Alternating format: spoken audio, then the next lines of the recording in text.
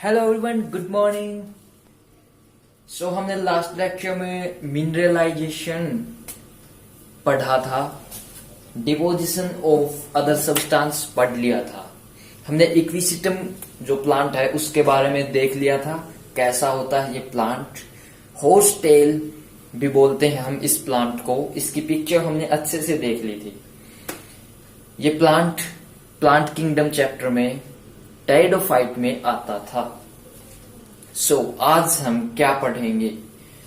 आज जो आपके सामने जो दो पिक्चर्स दिखाई दे रही हैं, इनके बारे में पता लगाएंगे कि जो ये दो पिक्चर्स हैं इनके अंदर कौन सी कैविटीज प्रेजेंट है। इसका मतलब क्या हुआ कि आज हम कैविटीज के बारे में पढ़ने जा रहे हैं कि कैविटीज क्या होती हैं, कैविटीज कैसे बनती हैं। हमने डिपोजिशन ऑफ अदर सब्सटेंस पे कल छोड़ा था, तो आज हम स्टार्ट करने जा रहे हैं कैविटीज। जो आपको सामने दो पिक्चर्स दिखाई दे रही हैं, इनमें से एक है गोसिपियम और जो सेकंड है वो है सिट्रस। सिट्रस के अंदर ऑयल ग्लैंड्स आपको दिखाई दे रहे हैं। So let's start our today's topic, that is cavities. So what do you mean by cavities? Cavities क्या होती हैं? Walls separate with the successive growth of cells and form intercellular space. जो meristematic cells होती हैं उनके अंदर divide करने की कैपेसिटी प्रेजेंट होती है। वो डिवाइड करती रहती हैं, अपनी ग्रोथ करती रहती हैं। इनमें नंबर भी इंक्रीज होते रहते हैं सेल के, और सेल की जो साइज है वो भी इंक्रीज होती रहती है। तो जब दो सेल आपस में कनेक्टिवली पास प्रेजेंट थी और उसमें ग्रोथ हो रही थी, उनके नंबर इंक्रीज हो रहे थे, तो क्या हुआ, एकदम से उनके बीच में जब एक सेल दो सेल में बदली तो बीच में थोड़ा सा स्पेस आ गया। उसे हम क्या कहते हैं? जब दो सेल के बीच में स्पेस आ गया तो उसे हम कहते हैं इंटरसेलुलर स्पेस या फिर cavities. These space are filled with minerals, water और air, and these space are called as cavities. क्या हुआ, जो स्पेस क्रिएट हो रहे हैं इनके अंदर मिनरल्स फिल हो सकता है, वाटर हो सकता है, एयर हो सकती है। ठीक है, तो ये कैविटीज जो होती हैं ये हेल्पफुल होती हैं प्लांट के लिए, क्योंकि इनके अंदर जो एक केमिकल सब्सटेंस रिलीज करते हैं वो स्टोर हो जाते हैं। वाटर भी स्टोर हो सकता है और एयर भी स्टोर हो सकती है। एयर में क्या, गैसेज। जैसे किसी प्लांट में अगर आपको कोई फ्रूट को पकाना है तो कौन सी गैस उसके लिए हेल्पफुल होगी? Ethylene gas. तो ठीक उसी प्रकार से जो स्पेस प्रेजेंट होंगे उनमें इथाइलिन गैस प्रेजेंट होगी उस वक्त। ठीक है, तो ये होता है कैविटीज का काम। ठीक है, अब मेनली जो these cavities are mainly of two types. ये जो कैविटीज होती हैं ये दो प्रकार की हो सकती हैं मेनली। कौन सी? साइटोजेनस कैविटी और lysigenous cavity. So let's talk about one by one. Start from schizogenous cavity. क्या होती है साइटोजेनस कैविटी?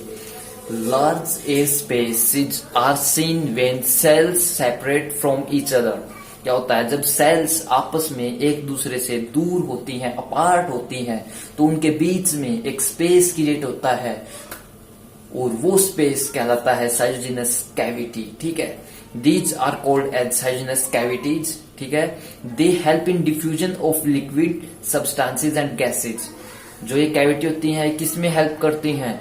लिक्विड सब्सटेंस के डिफ्यूजन में और जो गैसेज होती हैं उसके डिफ्यूजन में। अब आपको शायद पता होगा क्या डिफ्यूजन क्या होता है। जब कोई भी चीज from high concentration to low concentration जाती है तो उस प्रोसेस को हम क्या कहते हैं? डिफ्यूजन। ठीक है जी, शायद आपको याद रहेगा। और अब इसका साइटोजेनस कैविटी का जो एग्जांपल है वो क्या है? Resin canal in Pinus. Pinus क्या है? पाइनस एक जिम्नोस्पर्म है। जिम्नोस्पर्म में साइकस और पाइनस दो प्लांट आते हैं। पाइनस के बारे में मैंने आपको पहले ही बताया था। उसी का एग्जांपल, किसका एग्जांपल है? इसके अंदर साइटोजेनस कैविटी प्रेजेंट होती है और उन साइटोजेनस कैविटीज के अंदर रेजिन कैनाल प्रेजेंट होती हैं। और वो जो रेजिन कैनाल है, resin canal tube like structure होती हैं जिनके थ्रू जो प्लांट होता है पाइनस, वो जो रेजिन है उसको पास करता है। ठीक है, और ये आपको जो राइट में माइक्रोस्कोपिक स्ट्रक्चर दिखाई दे रही है, ये पाइनस की ही है। इसमें ये देखो जो स्पेस है ये क्या है, सजिनस कैविटी।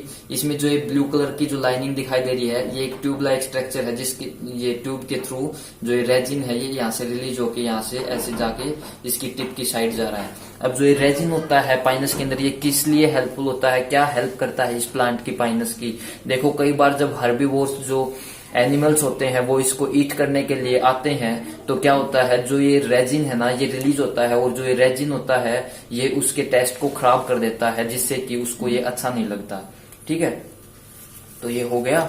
उसके बाद क्या, और एक और इसका एक फायदा और होता है किसका, रेजिन का। क्या होता है कि ये हार्टवुड में प्रेजेंट होता है एक तो, और ये एंटी माइक्रोबियल एंटी फंगल होता है, ये माइक्रोब को अपने ऊपर अटैक नहीं करने देता और प्लांट को अच्छे से रखता है। ठीक है, तो इससे आगे नेक्स्ट चलते हैं लाइसिजिनस कैविटी के बारे में पता लगाएंगे हम।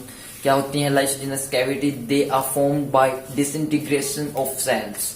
जब सेल आपस में पास जुड़ी हुई हैं, ठीक है, लेकिन ये जो कैविटी होती है ये कैसे जनरेट होगी, ये जनरेट होगी जब वो सेल होगी वो डिसइंटीग्रेट मतलब टूट जाएगी, तो वहां पे एक स्पेस क्रिएट होगा। उस स्पेस को हम क्या कहेंगे, लाइसोजिनस कैविटी या फिर लाइसोजिनस स्पेस। ठीक है जी, इसके एग्जांपल क्या क्या है, ऑयल ग्लैंड्स ऑफ सिट्रस। जो सिट्रस मतलब नींबू के अंदर जो ऑयल ग्लैंड होते हैं वो इसका एग्जांपल है लाइसोजिनस कैविटी का। यूकैलिप्टस जो सफेदा होता है उसके अंदर भी लाइसोजिनस कैविटी देखने को मिलती है। एंड गोसिपियम जो कॉटन होता है उसमें भी हमें लाइसोजिनस कैविटी देखने को मिलती है। मैं अब आपको इन प्लांट्स की पिक्चर्स दिखा देता हूं जिससे कि आपको चीजें अच्छे से याद रहें। ये देखो जो ये सिट्रस है इसमें ये देखो ऑयल ग्लैंड्स, ये हो गए ऑयल ग्लैंड्स यहाँ, ठीक है। और ये देखो ये क्या है, कॉटन, ठीक है जी, इसको हम गोसिपियम बोलते हैं, शायद आपको अभी याद रहेगा ये नाम। आगे देखते हैं, ये रहा सफेदा यूकैलिप्टस। आई होप जो मैंने आज करवाया है वो आपको याद हो गया होगा, आपको मजा आया होगा।